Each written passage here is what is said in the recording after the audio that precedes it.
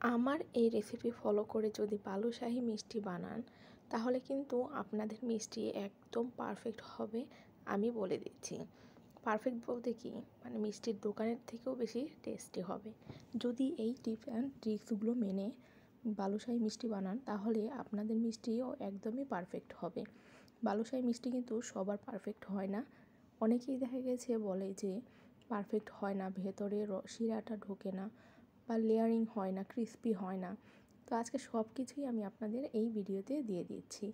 আর ঘরে কিভাবে মানে ইনস্ট্যান্ট মাওয়া বানিয়েছি সেটাও আমি আপনাদের আজকে বলে দেব। এবার এখানে আমি 1.5 কাপ নিয়ে নিয়েছি ময়দা। আমি যতটুকু পরিমাণে নিচ্ছি ঠিক ওই পরিমাপেই যদি আপনারা বাড়িয়ে কমিয়ে নেন তাহলে কিন্তু পারফেক্ট হবে। কম বেশি করলে কিন্তু এই মিষ্টিটা পারফেক্ট হবে না। যতটুকু পরিমাণে দিচ্ছি ততটুকু পরিমাণেই দেবেন। 1 চিমটি দিয়ে দিলাম বেকিং সোডা, 1/3 কাপ দিয়ে দিলাম ঘি, একদম দেশি ঘি, আর দিয়ে দিলাম 1/3 কাপ টক দই। যতটুকু পরিমাণে দিয়েছি ঠিক ততটুকু পরিমাণেই দিবেন। এর থেকে বেশি বানালে আপনারা একটু বাড়িয়ে কমিয়ে দিবেন। কম বানালে কম, বেশি বানালে বেশি। আর এখানে কিন্তু ঘিটাই ব্যবহার করবেন, তেল দিয়ে বানাতে যাবেন না, তাহলে ভালো টেস্ট পাবেন না।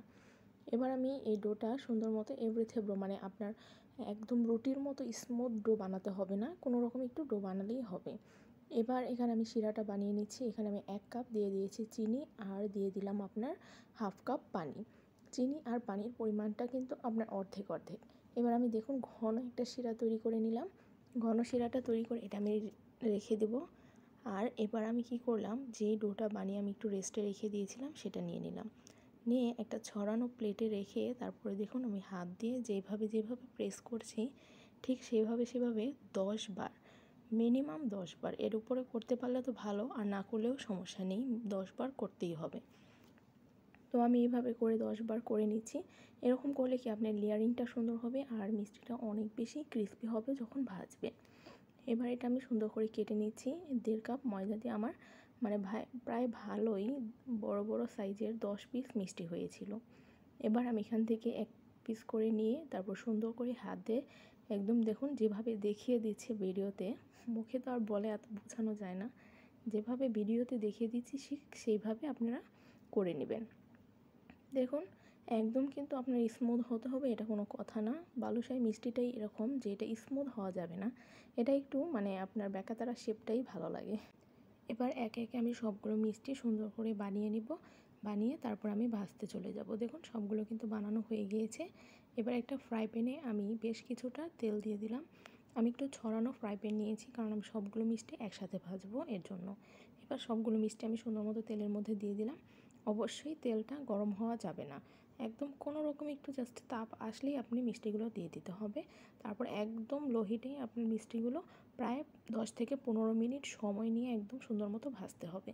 তাহলেই কিন্তু আপনার মিষ্টিটা ক্রিস্পি হবে। তাহলে দেখা গেছে আপনি যদি তাপ বাড়িয়ে ভাজেন আপনার মিষ্টিগুলো উপরে কালার চলে আসবে, ভিতরে কাঁচা থেকে যাবে। তো দেখুন আমি প্রায় 15 থেকে 20 মিনিটের মতো এটা ভেজেছি। ভাজার পর এটার এরকম একটা কালার চলে এসেছে। এবার আমি এটা সুন্দর করে উঠিয়ে নিব, উঠিয়ে রেখে দেব। কারণ মিষ্টিটা আর শিরাটা কিন্তু গরম হওয়া যাবে না। আপনি মিষ্টিটা যখন হাত দিয়ে এভাবে মুষ্টি করে ধরতে পারবেন ওই পর্যায়ে মিষ্টিটা দিবেন। আর শিরাটাও আপনি আঙ্গুল ডুবালে আপনার আঙ্গুলটা যেন আপনি সহ্য করতে পারেন ওই শিরার গরমটা, ওই রকম তাপেই কিন্তু আপনার শিরাটাও রাখতে হবে।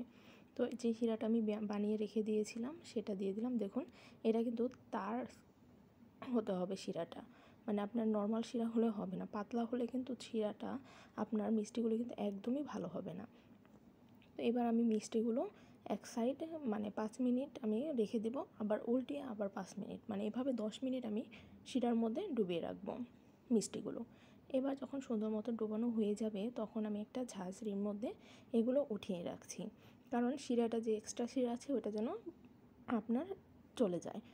এবার যে ইনস্ট্যান্ট মাওয়াটা আছে এটা আমি গুঁড়া দুধের মধ্যে অল্প একটু ঘি দিয়ে সুন্দর মতো ইনস্ট্যান্ট একটা মাওয়া বানিয়ে নিয়েছি। বানানোর পর এগুলো কোট করে নিয়েছি। দেখুন দেখতে কতটা লোভনীয় হয়েছে।